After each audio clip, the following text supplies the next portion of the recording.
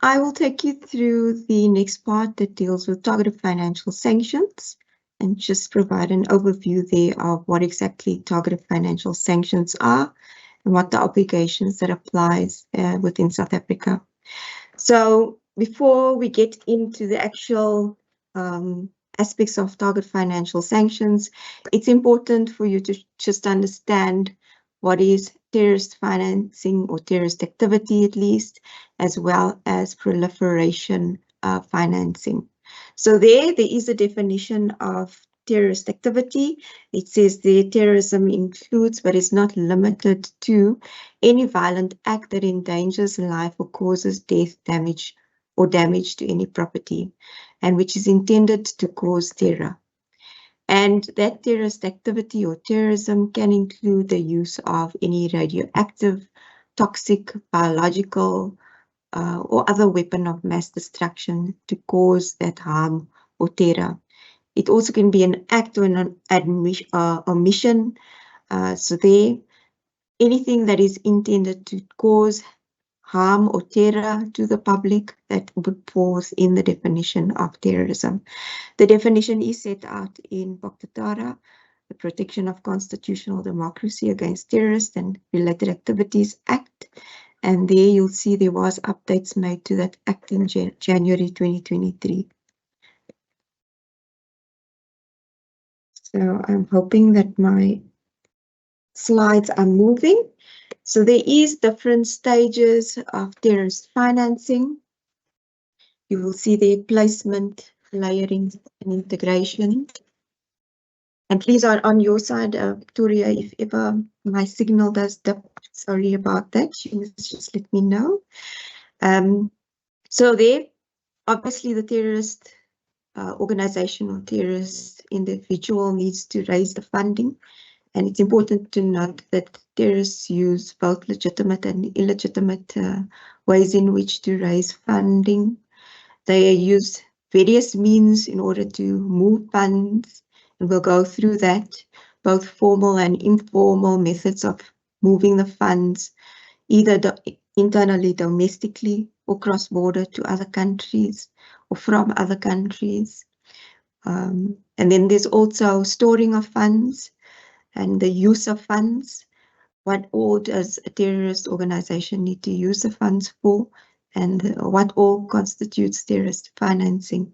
It's not just the act of the actual terrorist act that constitutes terrorist financing, but also where that financing is used for their livelihoods or for spreading propaganda and so forth. We'll go through that in a moment. So then there's also a definition of proliferation financing. If you look at the updates to the FIC Act, you'll see the definition is set out there.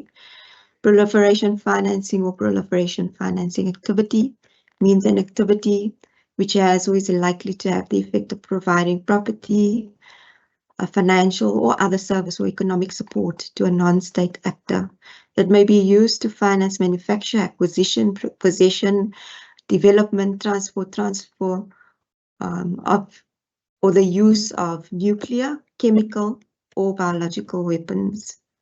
And that also includes the means of delivery. So anything that provides support to the development of a weapon of mass destruction is included in the definition. It's a very wide definition there of proliferation financing. You can have a look at the FIC Act, and it does set out that definition so that you can see. Again, there is also different stages to proliferation financing. They have to raise the funding for it. And then obviously there how the funds gets moved from bank to bank and from where it was raised initially, the originator to the beneficiaries. And then they would then use that for the manufacture of weapons of mass destruction. So there is distinguishable phases as well. So in order to combat terrorist financing and in order to combat proliferation financing, there is certain controls from an international perspective that's put into place. And you'll see this has been quite a focus, if you recall the events of 9/11, where the Twin Towers were bombed in New York. There's a major focus on how exactly funds was raised to finance that type of terrorist activity. So there, the world as a whole has focused on sanctions and put in place sanctions. And for that, South Africa is a member of the United Nations Security Council, and we do follow and apply the sanctions that the UNSC applies. So, sorry, I see there it says 16, I think it is 14, so that's just a typo there. I think there's 14 ongoing sanctions regimes that is focused at supporting political settlement of conflicts, wherever there's conflict areas, nuclear non-proliferation. So they're aimed at sanctioning individuals that's involved in weapons of proliferation of weapons of mass destruction. And then also there's sanctions aimed at counterterrorism. So whichever countries are involved in terrorist activity, or whichever organizations or individuals that are involved in terrorist activity, there is sanctions aimed at them. And there's a broad range of sanctions. You get the broader economic and trade sanctions, where countries can actually sanction certain types of trades between different countries. And then it goes down to the more targeted sanctions, which can involve travel bans as well as targeted financial sanctions. And so now we're more interested and we focused in the session on the targeted financial. So as I've mentioned, South Africa is a member of the United Nations, and therefore we do apply the sanctions that is handed down through the United Nations Security Council resolutions. So have a look at the UNSC website. You can see there's a whole list of the sanctioned regimes that are still in place, and you can just understand that a bit better. So just in terms of targeted financial sanctions, so these apply to certain designated persons or entities, and the term actually means that both assets are frozen and there's prohibitions to prevent funds or further assets to those designated persons. So once a person's name is added to a UNSC resolution, that person is designated. And then that designation is communicated to obviously South Africa, and we also, as the FIC, publish that list of designations on the FIC website. But let me follow in the next few slides with that point. The FATF has published certain guidance that deals with targeted financial sanctions as well. So you can also download the guidance products and have a look at that and apply best practice that's taken out of that guidance product within your organization as well. If you look at specifically FATF recommendations 6 and 7, it deals with targeted financial sanctions there. And it states that countries should have mechanisms in place for communicating designations and delisting. So designation meaning the country must have in place a way in which they communicate when a person's name is added to the UNSC resolution lists, and also where that person's name is removed or delisted from that UNSC resolution list. So there must be a communication channel to the financial sector, as well as designated non-financial businesses and professions. DNFBPs, that includes your legal practitioners, estate agents, gambling entities, trust and company service providers, and all the other, if I've missed on another one there, it applies to all of those. Because remember, terrorist organizations are not just sending money for or collecting that money for actual conducting of that terrorist activity. They also need certain services from, for example, an estate agent. They would need to stay somewhere. So there's an element of accommodation.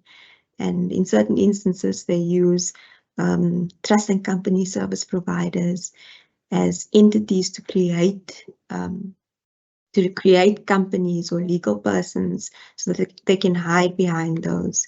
So don't think because you are a designated non-financial business and profession that you are not exposed to the risk of being abused by a terrorist organization for terrorist funding or for funding of weapons of mass destruction.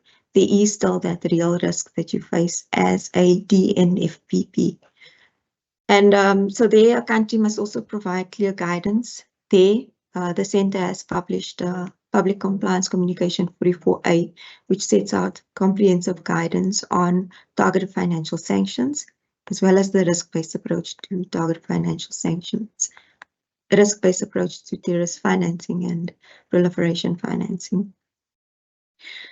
Countries should require financial institutions and DNFPPs to report to competent authorities, and also require them to freeze assets and take action in compliance with the prohibition requirements that set out in the UNSC resolutions.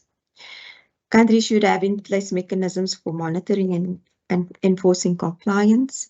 There you'll see the FIC does conduct inspections, as well as our other regulators such as the South African Reserve Bank Prudential Authority, as well as the Financial Sector Conduct Authority, would conduct inspections to see whether or not an institution is compliant with their targeted financial sanctions obligations. Countries should adopt measures to protect the bona fide rights of third parties. So there is Section 26C that deals with permitted financial transactions. So if there is a bona fide third party that needs access to frozen funds or so forth, there is a method by which they can actually apply for access to that funds. Countries should have compliant processes for delisting, unfreezing, and providing access to frozen funds, which also touches on that Section 26C process. So that's, in a nutshell, recommendation 6 and 7. That sets out these requirements. And then if you look at the South African domestic terrorist financing and TFS regime, you'll see there we do have certain legislation in place. We do follow, so that's FATF as well as the FIC Act.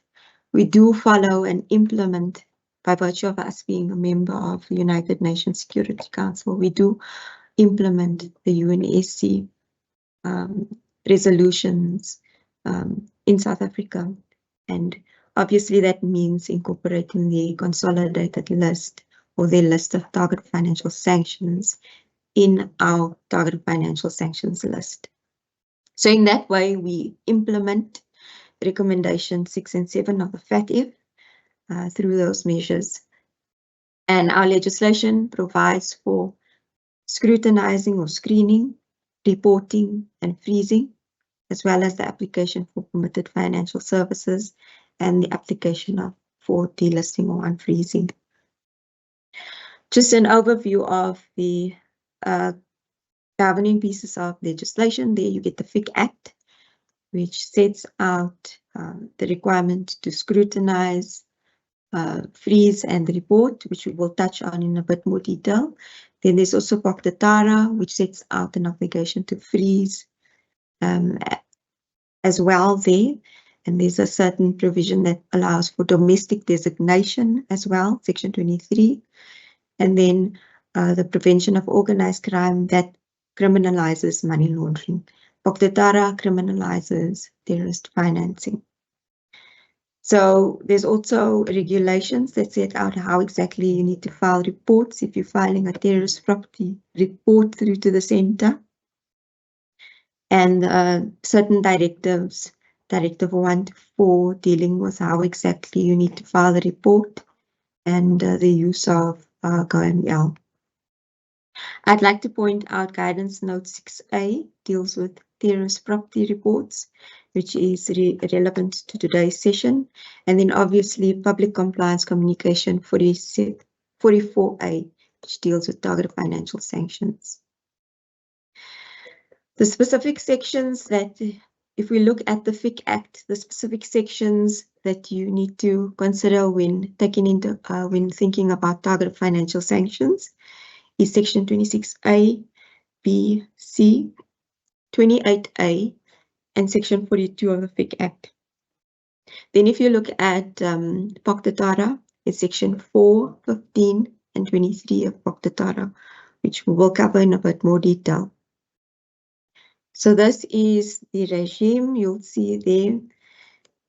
It makes reference to a risk assessment. So South Africa has conducted a terrorist financing risk assessment, and that was published in June 2024. And that risk assessment basically sets out certain threats and vulnerabilities and the risks, specifically when it comes to terrorist financing within South Africa. You can download that and read through it and understand how exactly what risks as a country we are faced with. And then that also you can take into account when you're developing your entity or your institution risk assessment. Understand if you as an institution faces any of the risks that are highlighted in the terrorist financing risk assessment.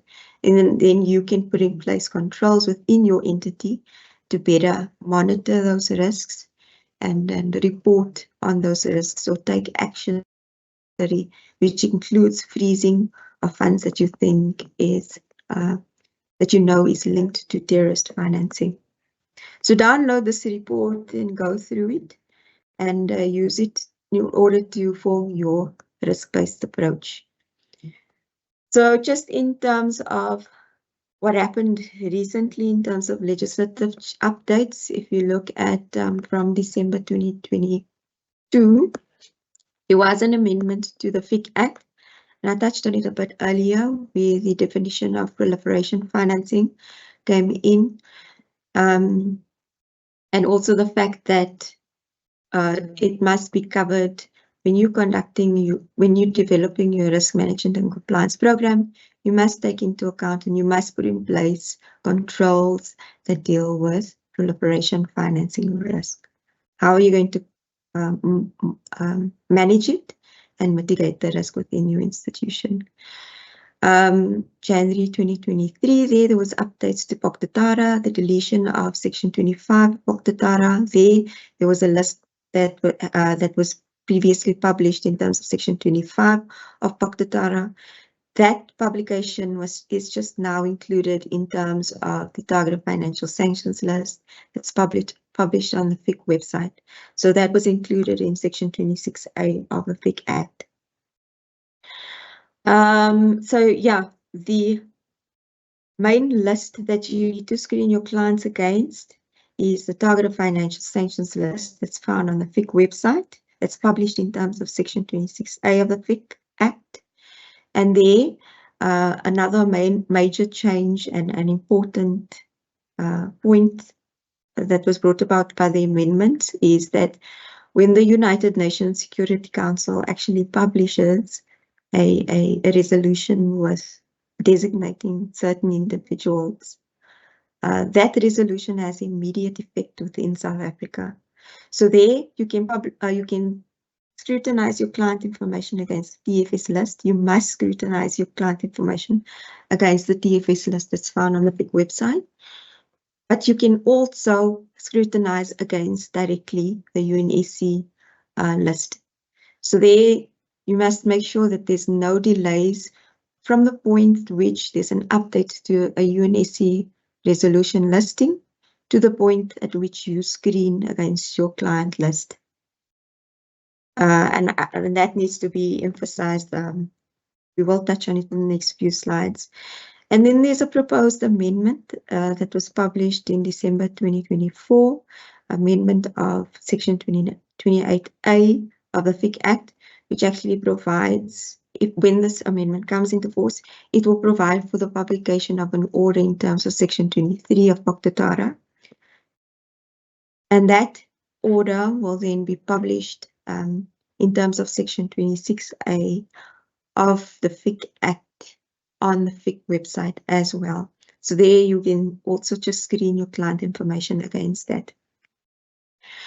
So the proposed amendment entails that the director must, by appropriate means of publication, give notice of an entity identified in a notice published by the National Director of Public Prosecutions in accordance with Section 23 of FATF. And also the director must give notice if there's any variation, the decision, or setting aside of that order. So when this amendment, when it does go through, then automatically there would be an obligation. The FIC must publish the notices, and as well as accountable institutions must screen against the notice. So that is the recent amendments. The current legislation, just again to go through it, in terms of the FIC Act, Section 28A of the FIC Act says that all accountable institutions must scrutinize information concerning their clients against the targeted financial sanctions list without delay. Section 26B, where you do find a match, any person that's matched on that targeted financial sanctions list, then you as an accountable institution have an obligation to freeze without delay property that is linked to that designated person, or property that you think is linked to terrorist activity or proliferation financing. Thereafter, you would file a terrorist property report within the prescribed time. Again, the emphasis on without delay. Don't delay on filing this report through to the center. And there is instances where persons can apply for permitted financial transactions. A lot of people ask what is the meaning of without delay for when you're applying targeted financial sanctions. So there, have a look at the manual that was published, the Targeted Financial Sanctions Manual, and there the definition of without delay means within a matter of hours of designation by the United Nations Security Council. So when the United Nations Security Council publishes a resolution, within a matter of hours, that resolution must then be screened. An accountable institution must take that information and screen against that information. So there, that resolution is implemented in our domestic regime automatically by virtue of the updates that was made to the legislation. We do also publish it on the FIC website as part of the targeted financial sanctions list without delay, within a matter of hours. That updates are made on the FIC website.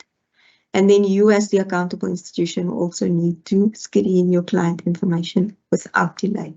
That's within a matter of hours. So there, within a matter of hours is 24 hours. Within that 24-hour space, you need to have conducted that screening against the updates.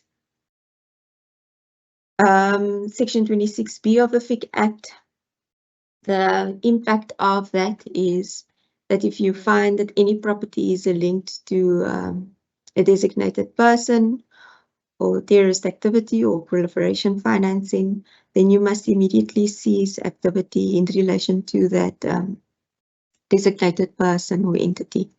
And again, the emphasis is without delay, within a matter of hours. You don't have to ask for permission if you've identified that it is linked to terrorist financing, proliferation financing, or designated person. Go ahead and apply that freeze without delay. Don't ask for permission, apply the freeze. And then you would report that through to the center in terms of terrorist property report. don't release any funds or so forth to that designated person as well. So for those credit providers that is providing credit, we wouldn't actually release any credit or so, or funds that you've got in your control to that designated person or entity. So as I've mentioned, the Centre has published Public Compliance Communication 44A, which deals with targeted financial sanctions, and that was around February 2024. And this PCC replaced PCC 44 and 54. And it covers the points that I've covered in today's presentation of the prohibition, requirement to scrutinize, requirement to freeze, and then to file a terrorist property report in that order. It also sets out some guidance around the risk-based approach to combating terrorist financing and proliferation financing. So again, I've mentioned and I've gone through this. I'm not going to touch on it at length. We do apply the United Nations Security Council resolutions, and that sanctions include the comprehensive sanctions as well as very targeted sanctions. The PCC itself is set out in 4 parts. The first part dealing with targeted financial sanctions aimed at TF and PF.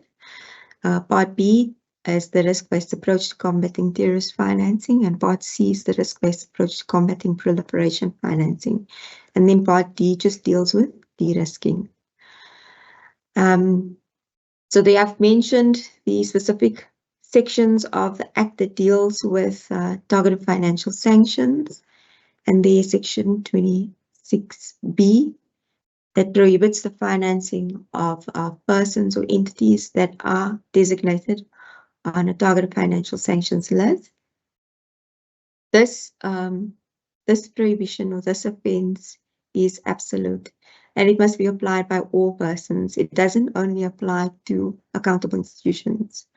So no person may provide funding to a person that is listed or designated on a targeted financial sanctions list. So for you as an accountable institution, you would obviously apply this to your clients, persons acting on behalf of your clients. If your client is acting on behalf of another person, also if a beneficial owner is shown to be a designated person, you would apply this prohibition, or any party that's party to the client transaction. Obviously, there can be intermediaries to a client transaction, and if one of those intermediaries is a sanctioned person or entity, then there you would also apply the freeze. You would not provide funding to that type of person. Section 4 of Paktatara, there criminalizes the financing of terrorism and terrorist activity. Again, it applies to everyone. It's not only applicable to accountable institutions. Accountable institutions are prohibited, as well as all other persons. Section 23 of Paktatara provides the freezing mechanism. So there, if there's a reasonable belief that somebody is linked to terrorism, is providing financing to terrorists, then an order can be sought. And we'll touch on that in the next few slides. So there, Section 26A, the director will publish on the FIC website. Will make available a notice, and that is in the form of a targeted financial sanctions list. And Section 28A of the FIC Act states that all accountable institutions must scrutinize the information concerning the client. And there, we often get asked at what point should an accountable institution scrutinize the client information against the targeted financial sanctions list. So that accountable institution must scrutinize the information at client onboarding, when conducting transactions, and also importantly when the TFS list is updated. So there's a way in which you can subscribe to the TFS list to see if there's any updates made to that TFS list. And then you would When you get a notification stating that there's an update to a list, that would then trigger your obligation to screen your entire client base to see if any of your clients are newly listed on a UNSC resolution. You'd scrutinize for business relationships. So the requirement is mandatory for business relationships. And we do recommend that also when you're conducting single transactions, you scrutinize. And you must scrutinize the information regardless of a risk or unique factors. So the requirement to screen is not dependent on the risk. It actually informs risk. When you're onboarding a client, you'd screen all of your client information. And if you do find links to designated persons, you then freeze, right? And there, obviously, that would be a clear indicator that that business relationship or that relationship is high risk, and you would not proceed. You must not proceed to onboard a person that is designated on a target financial sanctions list. Some institutions say, but hang on, should we screen South African nationals? Yes, you must also screen. So screening is not dependent on certain unique factors. Screen all your client information, all your prospective client information against the target financial sanctions list. If you do in your institution identify areas of higher risk, then you can conduct more frequent screening against the clients within that area.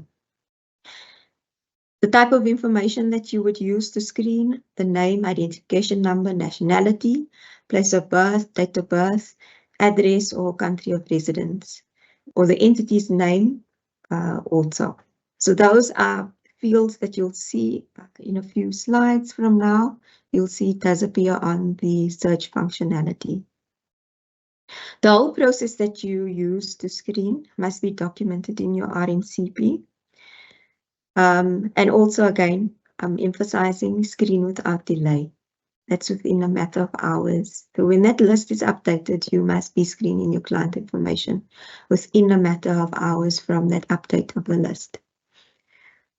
When an inspection is conducted on your entity, they would ask, do you have a process in place to screen? And you'd obviously provide your RMCP. They'd also ask for evidence that you have actually screened of your clients. So there, if you can provide some sort of screen, some sort of PDF printout showing the date and time at which you screened the client file, that would suffice to prove that actually you have screened your client at the required period, at the required date and time, and you haven't found any results against that client. I've mentioned that the UNSC resolutions, when passed, applies automatically in South Africa. It's part of our legislation in terms of Section 26A of the FIC Act. So there it's best practice to also screen directly against that UNSC list. The smaller accountable institutions will do their screening manually. They've got lower amounts of clients, so their manual screening can be done, as opposed to the more larger accountable institutions where they'd use automated sanction screening tools. Whether you do use a third-party service provider, just make sure that that third-party service provider is implementing the updated lists without delay, so that it doesn't impact your organization negatively. Any delay on the part of your third-party service provider that impacts you and delays your screening of your clients, it would be seen as non-compliance against your organization. So just be aware of that. There is a PCC that also sets out guidance when you use a third-party service provider, Public Compliance Communication 12A. So just to quickly take you through the search functionality on the FIC website, you'll go to the Target Financial Sanctions list there, and you can then click on the search tool or publish notices as well. And there's also a tab for subscribing and accessing the TFS list. If you look there on the bottom part of the slide, it says there, download the detailed TFS list manual for details on your obligations. Please download that manual. It's very useful and it should be read in conjunction with PCC 44A as well as Guidance Note 6A. So then if you click on Search tool, it will take you through to this page, and then you can just type in all your client's information there, the name, type in accurate information, and then you click on Search Person. If the result comes up no results, then you can just keep a record of that. That shows that you have screened your client information against the TFS list. So there's also the delisting procedure that's set out on the TFA, on the Target Financial Sanctions page, and also the process that you can follow for application for permitted financial services. There's also a part that deals with frequently asked questions. We often get asked, can you download the TFS list? And yes, you can. There is a link to download list. There's different types of formats in which you can download the TFS list. And importantly, if you haven't already, please do subscribe to get any updates to the TFS list. So that subscription there, if you click on it and you complete all the necessary fields there, name, organization, and email address, and then you click on subscribe. In that way, if there's any updates to the TFS list, it will be communicated through to yourselves without delay, and then you can also screen your client information against that. And that's the different formats within which the downloads are available: PDF, XML, and Excel. So there you can download the forms, the Target Financial Sanctions list, and that will enable you or allow you to do bulk screening against your existing client base. You can also go to the published notices page and download the notices that was published as and when they are published. This one is quite important. In that February, there was a court order that was published in terms of Section 23 of POCTATARA, and that court order, the notice in relation to that court order was published under this tab. So you would have found it here. You would have taken that information, all the names that's listed on that court order, and you would have filed it. You would have screened it at least against your existing client database. This is how the tab looks for application of permitted financial services there, and that's all the type of information that you would have to submit in order to apply for permitted financial services. Have a look at Section 26C. It does set out certain criteria for which finances can be provided. We oftentimes receive questions around what happens if the client's name is listed on another, besides the UNSC list, on an other list, a non-TFS list. That is a list that's not published by the FIC, or a list that's not published by the United Nations Security Council. Well, so there, the entity can screen the client information against that list, and if they find any matches against that list, then they are encouraged to submit a Section 29 suspicious and unusual transaction report where there's a match against that list. So on to the freezing obligations, and I think we have covered this in quite a bit more, quite a bit of detail. So I'm going to go through to the part that deals with Section 23 of POCTATARA. So there, if you look at that provision, it actually allows for an ex parte application to be made to the High Court for a freezing order linked to naming specific persons that are linked to a specified offence for terrorist financing. So this is a form of domestic designation. So internally in South Africa, the NDPP can apply ex parte for this freezing order, where they've identified persons that's involved in terrorist financing or specified offence. Where an order is handed down, then the FIC will publish, and the FIC has in February of this year published an order that was handed down in terms of Section 23 of Moktatara on the FIC's website. And there, accountable institutions had to screen the client information against that Section 23 court order. Where they found any matches against that court order information, they would then have to freeze that property that's linked to that designated person. They mustn't release that property to that person. And then they have to file through a terrorist property report in terms of Section 28A of the FIC Act.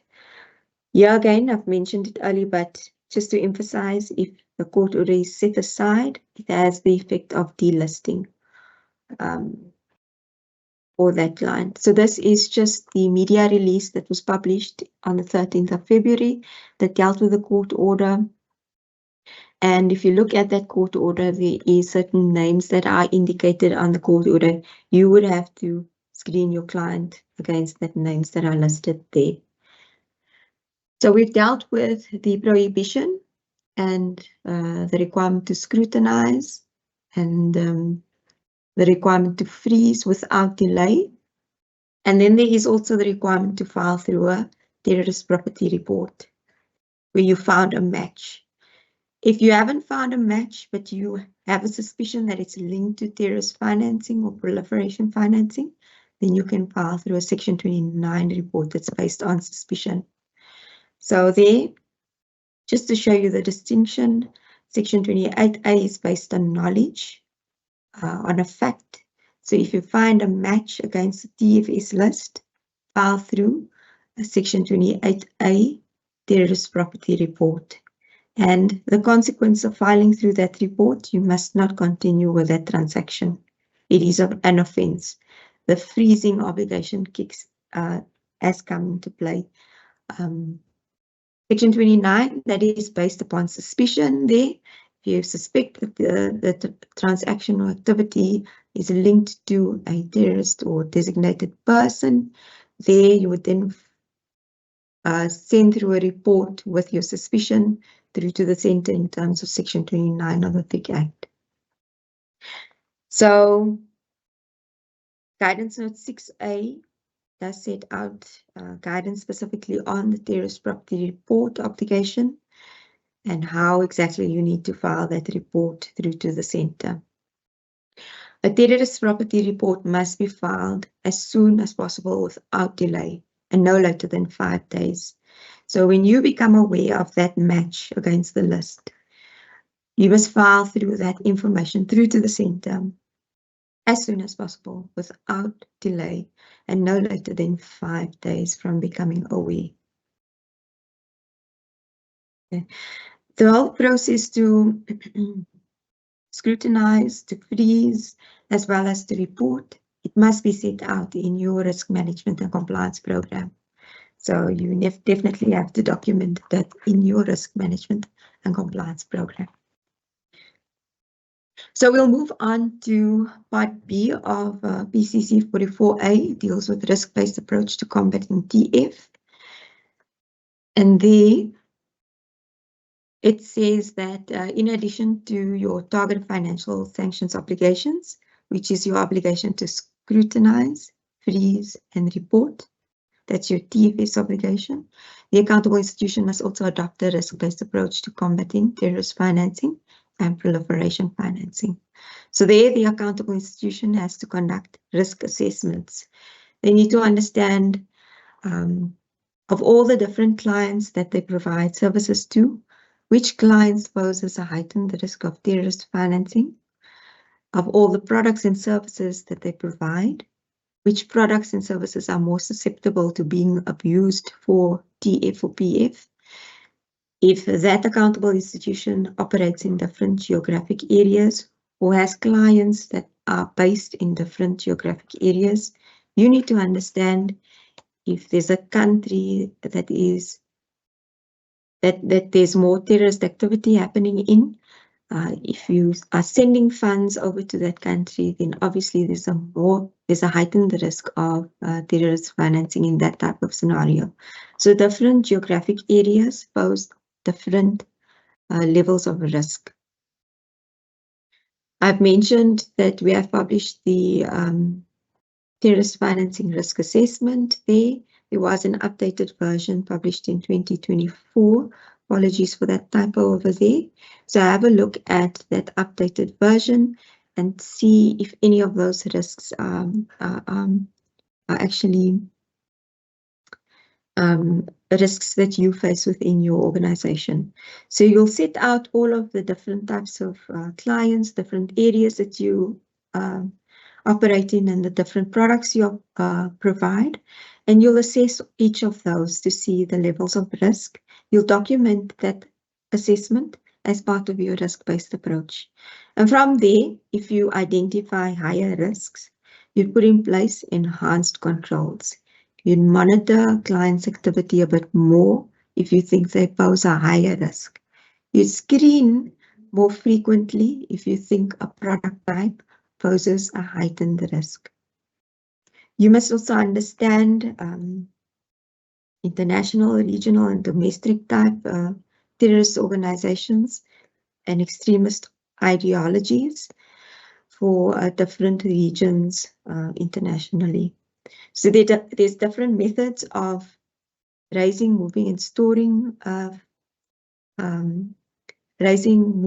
storing and the use of property for terrorist activity. If you can understand this type of movement, it's better. It's more likely that you would be to identify instances of terrorist financing. So terrorists might use legitimate or illegal ways in order to raise funds. So examples of that is where they gain funds directly from private donors, or they misuse or abuse non-profit organizations. In certain instances, there's terrorist organizations that set up bogus non-profit organizations, or actually used legitimate non-profit organizations to divert funding to their beneficiaries for terrorist activity. And then there's also instances where terrorists use organized crime and the proceeds of criminal activity, such as drug trafficking, smuggling of precious metals and stones, to actually raise funds that they would then use for their terrorist activity.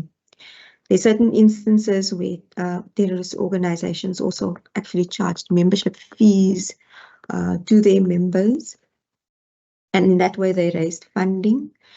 Where you do see kidnapping happening in certain regions, that ransom is then used towards terrorist activity.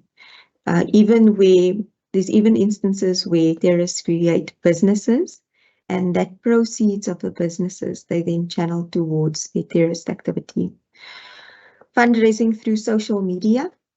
So if you see there's a cause on social media and it's not quite clear what the funding is being used for, and the account information is published freely, and there's calls for donations, but it's not quite clear what the donations are being used for, it needs to raise red flags within your mind.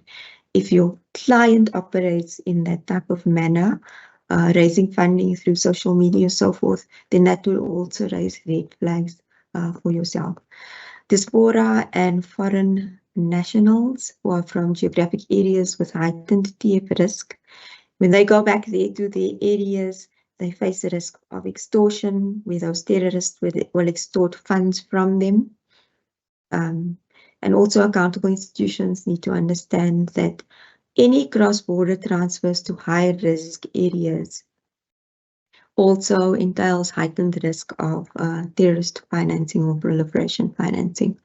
So there's certain ways, there's different methods in which terrorist finances can be moved. Banking, which is fast and high volume and a high value, and therein lies the risk. Money value and transfer services, especially where it is informal type money value and transfer service providers, because there's a bit of a lack of regulatory oversight, and in that way they can evade detection in actual fact. Cryptocurrency transfers, there again the speed within which and the international nature of cryptocurrency, and also the anonymous or partial anonymous nature of crypto transactions can be taken into account there. So have a look at that methods as well. So again, terrorist finance is not just used for the carrying out of the terrorist activity, but also goes towards the living costs and recruitment, propaganda expenses. Then combating risk-based approach to combating proliferation financing. There is certain heightened risks that you need to take into account there. And there's the use of shell or front companies, where criminal elements would set up a company trying to make it look legitimate, and then using that company to raise funding and channeling that funding towards proliferation of weapons of mass destruction. So there, if a company is formed recently and it just doesn't make sense for that company to be dealing in a certain sector, it should raise some sort of questions around the company's objectives. Also, if the client deals in certain goods, referred to as controlled goods or dual-use goods, that sector poses a heightened risk because certain goods can be used for a dual purpose, and they can contribute to the actual manufacture of weapons of mass destruction. There is a list published in Public Compliance Communication 44A, which sets out where you can actually find dual-use goods or a list of dual-use goods. Look at where your client comes from. There are certain countries that pose a heightened risk. They look at countries such as Democratic Republic of North Korea, as they are listed as being high risk for proliferation financing concerns. So if you have clients that come from that geographic area, you can apply more heightened controls when dealing with those type of clients. Also, if you're sending funds to an area where you know that there is the risk of proliferation financing, you can apply heightened controls there as well. Okay. So then, just to go on to delisting, and to note that there is a process for delisting. So whoever is listed on a targeted financial sanctions list can actually approach the UNSC or through the Department of International Relations and Cooperation. They can apply to be removed from the list. So there's a set process and there's set contact details, and this is also published on the FIC website there, just for you to understand. And obviously that only impacts that designated person where they want to be removed from the list. They can then follow this process. There is sanctions for non-compliance, sanctions for failure to report constitutes an offence. So have a look at the failures there. Also failure to screen against the targeted financial sanctions list constitutes an offence there. And I can't stress without the reference to without delay. Screen your client information without delay, file through a report without delay, and freeze property that's linked to designated persons without delay. And then I think that brings us to the end of the presentation. And now we're going to have a look at some of the questions